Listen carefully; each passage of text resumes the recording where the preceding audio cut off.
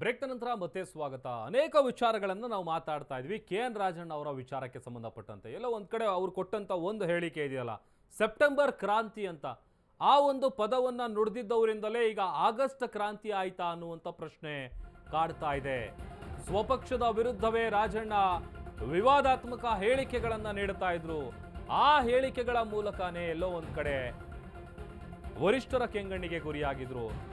ಸ್ವಪಕ್ಷದ ವಿರುದ್ಧವೇ ರಾಜಣ್ಣ ವಿವಾದಾತ್ಮಕ ಹೇಳಿಕೆಗಳನ್ನ ಕೊಟ್ಟಿದ್ರು. ಯಾವ್ಯಾವ್ದು ಅಂತ ತೋರಿಸ್ತಾ ಇದ್ವಿ ನೋಡಿ. ವಿವಾದ ನಂಬರ್ 1, ರಾಹುಲ್ ಮತಗಳ್ಳತನ ಹೋರಾಟಕ್ಕೆ ತದ್ದು ವಿರುದ್ಧ ಹೇಳಿಕೆಯನ್ನ ಕೊಟ್ಟಿದ್ರು. ವಿವಾದ ನಂಬರ್ 2, ಕಾಂಗ್ರೆಸ್ ಸರ್ಕಾರದಲ್ಲಿ ಸೆಪ್ಟೆಂಬರ್ ಕ್ರಾಂತಿಯ ಬಾಂಬ್ ಅನ್ನ ಹಾಕಿದ್ದು. ಇನ್ನು 3ನೇ ವಿವಾದ, ಸಿದ್ದರಾಮಯ್ಯ ಅವರೇ 5 ವರ್ಷ ಸಿಎಂ ಅನ್ನುವಂತ ಮಾತನ್ನ ಹೇಳಿದ್ರು. 4ನೇದು, 2028ಕ್ಕೂ ಸಿಎಂ ಸಿದ್ದರಾಮಯ್ಯ ಅವರೇ ಮುಖ್ಯಮಂತ್ರಿಗಳಾಗಿರ್ತಾರೆ. DCM ಸ್ಥಾನ ಅಂದ್ರೆ ಆ ವಿಚಾರಕ್ಕೆ ಸಂಬಂಧಪಟ್ಟಂತೆ ಸಾಲು ಸಾಲು ವಿವಾದಾತ್ಮಕ ಹೇಳಿಕೆಯನ್ನ ಕೊಟ್ಟಿದ್ರು. ಅದರಲ್ಲಿ ಹನಿ ಟ್ರಾಪ್ ವಿಚಾರ ಕೂಡ ಒಂದು. ಆಮೇಲೆ SC/ST ಶಾಸಕರ ಪ್ರತ್ಯೇಕ ಮೀಟಿಂಗ್ ಮಾಡುವಂತ ವಿಚಾರ, ಶಾಸಕರ ಜೊತೆಗಿನ ಸುರ್ಜೇವಾಲಾ ಸಭೆಗೆ ಅಪಸ್ವರ ಎತ್ತಿದ್ದು, ಇದೆಲ್ಲವೂ ಕೂಡ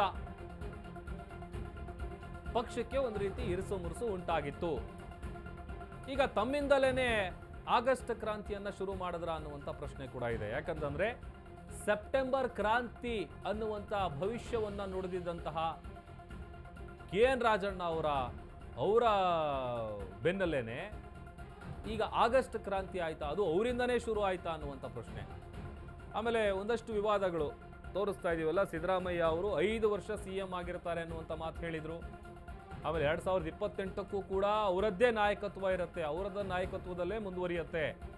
DCM ಸ್ಥಾನ ಅಂದ್ರೆ ತಲೆ ಮೇಲೆ ಕಿರೀಟ ಇರಲ್ಲ ಅನ್ನುವಂಥ ವಿಚಾರ ಹೇಳಿದ್ರು. ಆಮೇಲೆ ನನ್ನನ್ನ ಸೇರಿದಂತೆ 48 ರಾಜಕಾರಣಿಗಳಿಗೆ ಹನಿ ಟ್ರ್ಯಾಪ್ ಅನ್ನುವಂಥ ಪದ ಬಳಸಿದ್ರು. ಆಮೇಲೆ SC/ST ಶಾಸಕರ ಪ್ರತ್ಯೇಕ ಮೀಟಿಂಗ್ ನಡೆಸೋದಕ್ಕೆ ಪ್ರಯತ್ನ ಮಾಡಿದ್ರಲ್ಲ, ಆ ವಿಚಾರ. ಆಮೇಲೆ ಮೊನ್ನೆ ನಡೆದಂಥ ಮ್ಯಾರಥಾನ್ ಮೀಟಿಂಗ್ಗೆ ಅಪಸ್ವರ ತೆಗೆದಿದ್ರು. ಈ ಥರದ ಎಲ್ಲ ವಿವಾದಾತ್ಮಕ ಹೇಳಿಕೆಯನ್ನ KN ರಾಜಣ್ಣ ಅವರು ಕೊಟ್ಟಿದ್ರು. ಆಮೇಲೆ ನಾನು ಕೂಡ ಒಂದಷ್ಟು ವಿಚಾರ ಹೇಳ್ತಾ ಇದ್ದೆ ಆಗ್ಲಿಂದನು. ಒಂದು ಸೆಪ್ಟೆಂಬರ್ ಕ್ರಾಂತಿ, ಆಮೇಲೆ ಹೈಕಮಾಂಡು SC/ST ಶಾಸಕರ ಸಭೆ ನಡೆಸೋದಕ್ಕೆ ಅವ್ರೇನು ಮುಂದಾಗ್ತಾ ಇದ್ರಲ್ಲ, ಆ ಸಂದರ್ಭದಲ್ಲಿ ಹೈಕಮಾಂಡ್ ನಾಯಕರು ಅದಕ್ಕೆ ಸಂಬಂಧಪಟ್ಟಂಥ ಪರ್ಮಿಷನ್ ಅನ್ನು ಕೊಟ್ಟಿರಲಿಲ್ಲ. ಆಮೇಲೆ ಈ ಥರದ್ದು ಏನಾದರೂ ಬೆಳವಣಿಗೆ ಆಗಬೇಕು ಅಂತಂದರೆ, ಆಮೇಲೆ ಒಂದು ಕಡೆ CM ಸ್ಥಾನಕ್ಕೆ ಕಂಟಕ ಎದುರಾಗಿದೆ, ಕುರ್ಚಿ ಅಲುಗಾಡ್ತಾ ಇದೆ, ಮುಖ್ಯಮಂತ್ರಿಗಳ ಬದಲಾವಣೆ ಆಗುತ್ತೆ, 2.5 ವರ್ಷ ಅಧಿಕಾರ ಹಂಚಿಕೆ ಆಗಿದೆ, ಹೈಕಮಾಂಡ್ ಲೆವೆಲ್ನೇ ಇದಕ್ಕೆ ಚರ್ಚೆ ಆಗಿದೆ ಅನ್ನುವಂಥ ವಿಚಾರಗಳು ಚರ್ಚೆ ಆಗ್ತಾ ಇರುವಂಥ ಸಂದರ್ಭದಲ್ಲಿ KN ರಾಜಣ್ಣ ಅವರು ಎಂಟ್ರಿ ಕೊಡ್ತಾರೆ. ಇಲ್ಲ 5 ವರ್ಷಗಳ ಕಾಲ ಪೂರ್ಣ ಪ್ರಮಾಣದಲ್ಲಿ ಅಧಿಕಾರವನ್ನು CM ಸಿದ್ದರಾಮಯ್ಯ ಅವರು ನಡೆಸ್ತಾರೆ. ಅದೊಂದೇ ಅಲ್ಲ, ಅದರ ಜೊತೆಗೆ ಮುಂಬರುವಂಥ 2028ಕ್ಕೂ ಕೂಡ ಅವರದ್ದೇ ನಾಯಕತ್ವದಲ್ಲಿ ಕಾಂಗ್ರೆಸ್ ಪಕ್ಷ ಮುನ್ನಡೆಯುತ್ತೆ ಅನ್ನುವಂಥ ವಿಚಾರವನ್ನು ಹೇಳಿದರು. ಈ ಎಲ್ಲ ಹೇಳಿಕೆಗಳೇ ಸದ್ಯ ಇವತ್ತು ಅವರು ರಾಜೀನಾಮೆ ನೀಡೋದಕ್ಕೆ ಕಾರಣ, ಪ್ರಮುಖವಾದಂಥ ಕಾರಣ. ಯಾಕೆ ಅಂತ ಅಂದರೆ, ಒಂದು, ನಾನು ಆಗ್ಲಿಂದ ಹೇಳ್ತಾ ಇದ್ದೆ, ರಾಹುಲ್ ಗಾಂಧಿಯವರು ಗಂಭೀರವಾದಂಥ ಆರೋಪವನ್ನು ಏನು ಮಾಡಿದ್ದಾರೆ, ಲೋಕಸಭಾ ಚುನಾವಣೆಯ ಸಂದರ್ಭದಲ್ಲಿ ಮತಗಳ್ಳತನ ಆಗಿದೆ, ಬೆಂಗಳೂರಿಗೆ ಬರೋ ಹಿಂದಿನ ದಿನ ಕಂಪ್ಲೀಟ್ ಆಗಿ ಅಂಕಿಅಂಶಗಳನ್ನು ಮುಂದಿಟ್ಟು ಆರೋಪ ಮಾಡ್ತಾರೆ. ಆಮೇಲೆ ಬೆಂಗಳೂರಿಗೆ ಬಂದಂಥ ಸಂದರ್ಭದಲ್ಲಿ ಕೂಡ ಒಂದಷ್ಟು ಪ್ರಶ್ನೆಗಳನ್ನು ಮುಂದಿಡ್ತಾರೆ. ಅದು ರಾಹುಲ್ ಗಾಂಧಿ ಬಿಟ್ಟು ಬೇರೆ ಯಾರಾದರೂ ಆ ಸ್ಥಾನದಲ್ಲಿದ್ದರೆ ಬಹುಶಃ ಇಷ್ಟೊಂದು ಎಫೆಕ್ಟ್ ಆಗ್ತಾ ಇರಲಿಲ್ಲ. ಈ ಬಗ್ಗೆ ಮತ್ತಷ್ಟು ಡೀಟೇಲ್ಸನ್ನು ಕೊಡ್ತಾರೆ ನನ್ನ ಕೊಲೀಗ್ ಮಹೇಶ್ ಎಮ್ದಂಡ್, ಡೆಸ್ಕಿಂದ ಲೈವ್ ಜಾಯ್ನ್ ಆಗ್ತಾ ಇದ್ದಾರೆ. ಮಹೇಶ್, ಎಲ್ಲೋ ಒಂದು ಕಡೆ ಈಗ ಸೆಪ್ಟೆಂಬರ್ ಕ್ರಾಂತಿ ಅನ್ನುವಂಥ ಪದವನ್ನು ಬಳಸಿದ್ದಂತಹ ನಾಯಕನಿಂದಲೇ ಆಗಸ್ಟ್ ಕ್ರಾಂತಿ ಶುರುವಾಯಿತಾ ಅನ್ನುವಂಥ ಪ್ರಶ್ನೆ ಒಂದು. ಈಗ ಮುಂದಿನ ದಿನಗಳಲ್ಲಿ ಈ ಒಂದು ರಾಜೀನಾಮೆ ಏನು ಅಂಗೀಕಾರ ಆಗಿದೆಯಲ್ಲ, ಈಗ ಅದು ಯಾವ ರೀತಿಯಾಗಿ ಸರ್ಕಾರದ ಮೇಲೆ ಪರಿಣಾಮ ಬೀರ್ಬೋದು ಅಂತ ಮಹೇಶ್? ಪ್ರಭು, ಮುಖ್ಯವಾಗಿ ನೀವು ಹೇಳ್ತಾ ಇದ್ರಿ KN ರಾಜಣ್ಣನವರ ರಾಜೀನಾಮೆಗೆ ಎಷ್ಟು ಕಾರಣಗಳಿದೆ ಅಂತ ಹೇಳಿ. ಹೆಚ್ಚು ಕಡಿಮೆ 10 ಕಾರಣಗಳನ್ನು ನೀವು ಕೊಟ್ಟಿದ್ದೀರಿ. ಆಯಿತು ನೋಡಿ, ಒಂದು ಪ್ರಶ್ನೆ ಈಗ ಸದ್ಯ ಕಾಡ್ತಾ ಇರುವಂಥದ್ದು, KN ರಾಜಣ್ಣ ಪಕ್ಷಕ್ಕೆ ಮುಜುಗರವನ್ನು ಉಂಟು ಮಾಡುವಂತಹ ಹೇಳಿಕೆಗಳು ಇದು ಮೊದಲಲ್ಲ, ಸಾಕಷ್ಟು ದಿನಗಳಿಂದ ಕೊಡ್ತಾ ಬಂದಿದ್ದಾರೆ. 2023 ಸರ್ಕಾರ ರಚನೆ ಆದಂತಹ ಸಂದರ್ಭದಲ್ಲಿ ಪವರ್ ಶೇರಿಂಗ್ ಮ್ಯಾಟರ್ ವಿಚಾರಕ್ಕೆ ಸಂಬಂಧಪಟ್ಟಂತೆ ಯಾರೂ ಕೂಡ ಸಿದ್ದರಾಮಯ್ಯನವರು ಪೂರ್ಣಾವಧಿ CM ಅಂತ ಹೇಳಿಕೆಯನ್ನು ಕೊಡ್ತಾ ಇರಲಿಲ್ಲ. ಬಟ್ ನೇರವಾಗಿ ಮತ್ತು ಎಲ್ಲರ ಎದುರು ಬಹಿರಂಗವಾಗಿ ಹೇಳಿಕೆ ಕೊಟ್ಟಿದ್ದು KN ರಾಜಣ್ಣ. 5 ವರ್ಷ ಸಿದ್ದರಾಮಯ್ಯನವರು CM ಅಂತ ಹೇಳಿಕೆಯನ್ನು ಕೊಟ್ಟರು. ಅದಾದ ಬಳಿಕ ಲೋಕಸಭಾ ಚುನಾವಣೆ ಬರುತ್ತೆ. ಲೋಕಸಭಾ ಚುನಾವಣೆಯಲ್ಲಿ ಹೆಚ್ಚುವರಿ DCMಗಳ ಹುದ್ದೆ ಬೇಕು ಅಂತ ಒತ್ತಾಯವನ್ನು ಮಾಡ್ತಾರೆ. ಅದು ಕೂಡ ಆಗಲಿಲ್ಲ. ಒಂದು ಕಡೆ ಸಿದ್ದರಾಮಯ್ಯನವರು 5 ವರ್ಷ CM ಅಂತ ಹೇಳಿದ್ದು ವಿವಾದಕ್ಕೆ ಕಾರಣವಾಯಿತು, ಒಂದಿಷ್ಟು ಚರ್ಚೆ ಆಯಿತು. ಅದಾದ ನಂತರ ಹೆಚ್ಚುವರಿ DCMಗಳ ಹುದ್ದೆ ಬೇಕು, ಅದು ಕೂಡ ಅಲ್ಪಸಂಖ್ಯಾತರಿಗೆ ಒಂದು, ದಲಿತ ಸಮುದಾಯಕ್ಕೆ ಒಂದು, ಅದೇ ಲಿಂಗಾಯತ ಸಮುದಾಯಕ್ಕೆ ಒಂದು DCM ಹುದ್ದೆ ಬೇಕು ಅಂತ ಒತ್ತಾಯವನ್ನು ಮಾಡಿದರು. ಅದು ಕೂಡ ಆಗಲಿಲ್ಲ. ಅದರಿಂದ ಒಂದಿಷ್ಟು ಪಕ್ಷದಲ್ಲಿ ಒಂದಿಷ್ಟು ಗೊಂದಲ ಉಂಟಾಗಿತ್ತು. ಎಲೆಕ್ಷನ್ನ ನಂತರ ಅಂದರೆ ಲೋಕಸಭಾ ಚುನಾವಣೆಯ ನಂತರ KPCC ಅಧ್ಯಕ್ಷರ ಬದಲಾವಣೆ ಆಗಬೇಕು ಅಂತ ಒತ್ತಾಯವನ್ನು ಮಾಡ್ತಾರೆ. ಸ್ವತಃ ಅವರು ಒಂದು ಹೇಳಿಕೆಯನ್ನು ಕೊಟ್ಟಿರ್ತಾರೆ, ನಾನು ರಾಜೀನಾಮೆಯನ್ನು ಕೊಡ್ತೀನಿ, ಸಚಿವ ಸ್ಥಾನಕ್ಕೆ ನಾನು ರಾಜೀನಾಮೆ ಕೊಡ್ತೀನಿ, KPCC ಅಧ್ಯಕ್ಷ ಸ್ಥಾನವನ್ನು ನಾನು ಅಲಂಕರಿಸ್ತೀನಿ, ಅವಕಾಶ ಕೊಟ್ಟರೆ ಅಂತ ಹೇಳಿಕೆಯನ್ನು ಕೊಟ್ಟರು. ಅದಕ್ಕೆ ಸಂಬಂಧಪಟ್ಟಂತೆ ದೆಹಲಿಯ ದಂಡಯಾತ್ರೆ ಮಾಡಿದರು ಕೂಡ, ಅದು ಕೂಡ ಯಾವ ರೀತಿಯ ಸಕ್ಸಸ್ ಆಗಲಿಲ್ಲ. ಬಟ್ ಇದರ ನಡುವೆ ಎಲ್ಲವನ್ನೂ ಗಮನಿಸ್ತಾ ಇದ್ದಂತಹ ಸಂದರ್ಭದಲ್ಲಿ DCM DK ಶಿವಕುಮಾರ್ ವಿರುದ್ಧ ರಾಜಣ್ಣ ಪದೇ ಪದೇ ಹೇಳಿಕೆಗಳನ್ನು ಕೊಡ್ತಾ ಇದ್ರು.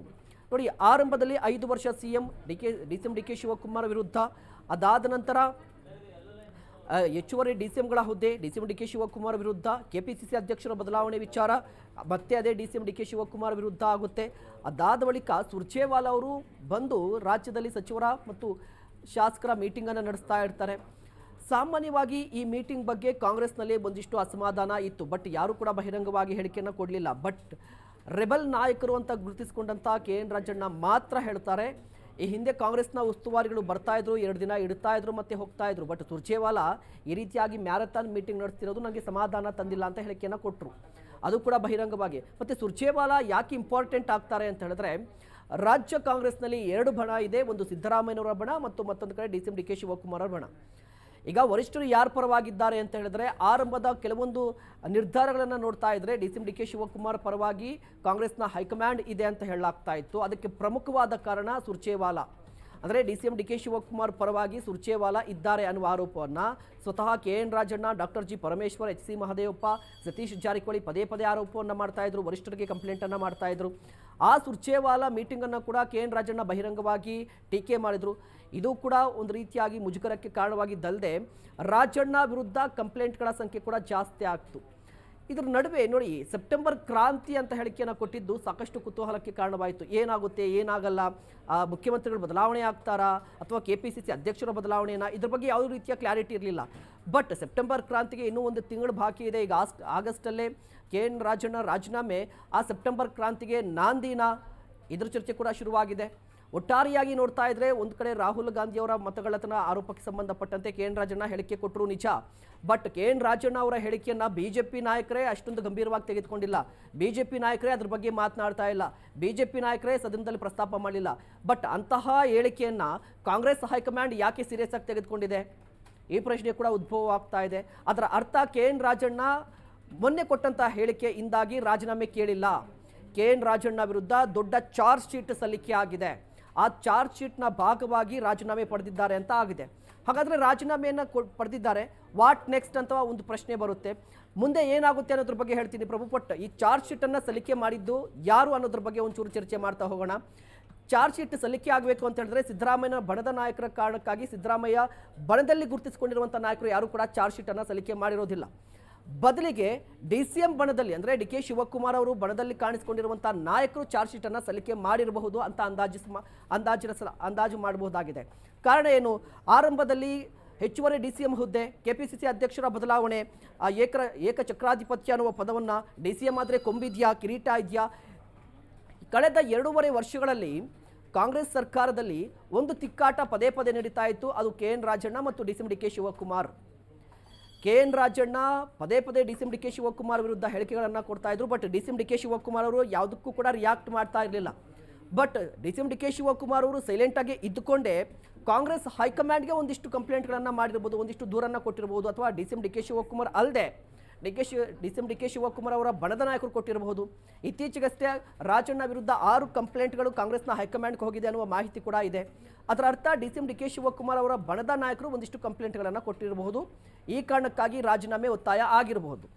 ಹಾಗಾದರೆ ವಾಟ್ ನೆಕ್ಸ್ಟ್, ರಾಜೀನಾಮೆ ಕೊಟ್ಟರು ಮುಂದೆ ಏನಾಗುತ್ತೆ ಅಂತ ಹೇಳಿದ್ರೆ, ಮುಂದೆ ಸದ್ಯ ಅಧಿವೇಶನ ನಡೀತಾ ಇದೆ. ಈ ಅಧಿವೇಶನದಲ್ಲಿ BJPಗೆ ಅತಿ ದೊಡ್ಡ ಅಸ್ತ್ರ ಆಗುತ್ತೆ ಈ ರಾಜೀನಾಮೆ. ಕಾರಣ ಏನು ಅಂತ ಹೇಳಿದ್ರೆ, ಯಾವುದೇ ಸರ್ಕಾರ ಇರಲಿ, ಅಧಿವೇಶನದ ಸಂದರ್ಭದಲ್ಲಿ ಕ್ಯಾಬಿನೆಟ್ ದರ್ಜೆಯ ಸಚಿವರು ರಾಜೀನಾಮೆ ಕೊಡ್ತಾರೆ ಅಂತ ಹೇಳಿದ್ರೆ ಸರ್ಕಾರಕ್ಕೆ ಅತಿ ದೊಡ್ಡ ಮುಜುಗರ ಆಗಿರುತ್ತೆ. ಇದನ್ನು BJP ಯಾವ ರೀತಿಯಾಗಿ ಯೂಸ್ ಮಾಡಿಕೊಳ್ಳುತ್ತೆ ಅನ್ನೋದು ಸೆಕೆಂಡ್ರಿ. ಬಟ್ ಕಾಂಗ್ರೆಸ್ ಪರಿಸ್ಥಿತಿ ಹೇಗಾಗಿದೆ ಅಂತ ಹೇಳಿದ್ರೆ, ಕಾಂಗ್ರೆಸ್ ರಾಜಣ್ಣ ರಾಜೀನಾಮೆಯ ಪ್ರಕರಣದಲ್ಲಿ ಡಿಫೆಂಡ್ ಕೂಡ ಮಾಡ್ಕೊಳ್ಳಿಕ್ಕೆ ಸಾಧ್ಯ ಇಲ್ಲ. ಕಾರಣ ಏನು ಅಂತ ಹೇಳಿದ್ರೆ ಭ್ರಷ್ಟಾಚಾರದ ಹಿನ್ನೆಲೆ ಅಥವಾ ಆರೋಪದ ಹಿನ್ನೆಲೆ ಯಾವುದೋ ಬೇರೆ ರೀತಿಯ ಖಾಸಗಿ ಆರೋಪಕ್ಕೆ ಸಂಬಂಧಪಟ್ಟಂತೆ ಏನಾದರೂ ಸಚಿವರು ರಾಜೀನಾಮೆ ಕೊಟ್ಟಿದ್ರೆ ಅಟ್ಲೀಸ್ಟ್ ಸರ್ಕಾರ ಅಥವಾ ಮುಖ್ಯಮಂತ್ರಿಗಳು ಡಿಫೆಂಡ್ ಮಾಡ್ಕೊಳ್ಬಹುದಾಗಿತ್ತು. ಬಟ್ ಈಗ ರಾಜಣ್ಣ ವಿರುದ್ಧ ಯಾವುದೇ ರೀತಿಯ ಆರೋಪಗಳಿರಲಿಲ್ಲ, ಭ್ರಷ್ಟಾಚಾರ ಆರೋಪ ಇರಲಿಲ್ಲ, ಗಂಭೀರವಾದ ಯಾವುದೋ ಹಗರಣದ ಆರೋಪ ಕೂಡ ಇಲ್ಲ. ಈಗ ಏಕಾಏಕಿಯಾಗಿ ರಾಜೀನಾಮೆ ಪಡೆದಿರುವಂಥದ್ದು ಕಾಂಗ್ರೆಸ್ ನಾಯಕರಿಗೆ ಒಂದು ರೀತಿಯಾಗಿ ನುಂಗಲಾರದ ತುತ್ತು. ಯಾವ ರೀತಿಯಾಗಿ ಡಿಫೆಂಡ್ ಮಾಡ್ಕೋತಾರೆ ಅನ್ನುವ ಪ್ರಶ್ನೆ ಮತ್ತು ಕುತೂಹಲ ಸದ್ಯಕ್ಕಿದೆ. ಇದ್ರ ಜೊತೆಗೆ ಕಾಂಗ್ರೆಸ್ ಒಳಗಡೆ ಏನಾಗಬಹುದು ಅಂತ ಹೇಳಿದ್ರೆ ದಲಿತ ನಾಯಕರು 4 ಜನ ಹೆಚ್ಚಾಗಿ ಕಾಣಿಸ್ಕೋತಾ ಇದ್ರು. ಸಿಎಂ ಬದಲಾವಣೆ ವಿಚಾರ ಆಗಿರ್ಬೋದು, ಕೆಪಿಸಿಸಿ ಅಧ್ಯಕ್ಷರ ಬದಲಾವಣೆ ಆಗಿರ್ಬೋದು, ಈ ವಿಚಾರಗಳು ಮುನ್ನೆಲೆಗೆ ಬಂದಂತಹ ಸಂದರ್ಭದಲ್ಲಿ 4 ಹೆಸರು ಪ್ರಮುಖವಾಗಿ ಕೇಳಿ ಬರ್ತಾ ಇತ್ತು. H C Mahadevappa, doctor G Parameshwar, Satish Jarkiholi, KN Rajanna. ಈ 4 ಮಂದಿ ಸಿಎಂ ಸುತ್ತಾ ಇದ್ರು, ಸಿದ್ದರಾಮಯ್ಯನವರ ಪರವಾಗಿ ನಿಂತ್ಕೋತಾ ಇದ್ರು. ಪದೇ ಪದೇ ಈ ಬದಲಾವಣೆ ವಿಚಾರ ಬಂದಂಥ ಸಂದರ್ಭದಲ್ಲಿ ಇವರ ಹೆಸರು ಮುನ್ನೆಲೆಗೆ ಬರ್ತಾ ಇತ್ತು. ಬಟ್ ಈ 4 ಮಂದಿಯ ಪೈಕಿ 1 ವಿಕೆಟ್ ಪತನವಾಗಿದೆ, KN ರಾಜಣ್ಣ. ಹಾಗಾದರೆ ನೆಕ್ಸ್ಟ್ ಏನಾಗಬಹುದು? ಈ ದಲಿತ ಸಿಎಂ ಕೂಗು ಏನಾಗುತ್ತೆ? ಕೆಪಿಸಿಸಿ ಅಧ್ಯಕ್ಷರ ಬದಲಾವಣೆ ಇರುತ್ತಾ ಇಲ್ವಾ ಅನ್ನೋದು ಚರ್ಚೆ ಕೂಡ ಇದೆ. ಇದ್ರ ಜೊತೆಗೆ ಮತ್ತೊಂದು ಆಯಾಮ ಕೂಡ ಗೊತ್ತಾಗ್ತಾ ಇರುವಂಥದ್ದು, ಕಾಂಗ್ರೆಸ್ನಲ್ಲಿ ಸಚಿವರು ಆಗಿದ್ದಂತಹ ಡಾಕ್ಟರ್ ನಾಗೇಂದ್ರ ಅವರು ಇದ್ದರು. ನಾಗೇಂದ್ರ ಅವರು ವಾಲ್ಮೀಕಿ ಸಮುದಾಯದವರು, ಅದೇ ರೀತಿಯಾಗಿ ರಾಜಣ್ಣ ವಾಲ್ಮೀಕಿ ಸಮುದಾಯದವರು. ಅವರನ್ನು ಹೊರತುಪಡಿಸಿ ಸತೀಶ್ ಜಾರಕಿಹೊಳಿ ವಾಲ್ಮೀಕಿ ಸಮುದಾಯದವರು. ಈಗಾಗಲೇ ವಾಲ್ಮೀಕಿ ಸಮುದಾಯದ 2 ರಾಜೀನಾಮೆಯನ್ನು ಕೊಟ್ಟಿದ್ದಾರೆ. ಹಾಗಾದರೆ ಸತೀಶ್ ಜಾರಕಿಹೊಳಿ ಅವರ ನಡೆ ಏನಾಗಿರುತ್ತೆ ಅನ್ನೋದ್ರ ಬಗ್ಗೆ ಕೂಡ ಸಾಕಷ್ಟು ಕುತೂಹಲ ಇದೆ ಪ್ರಭು. ಓಕೆ, ಥ್ಯಾಂಕ್ ಯು ಮಹೇಶ್ ನಿಮ್ಮೆಲ್ಲ ಡೀಟೇಲ್ಸ್ಗಾಗಿ.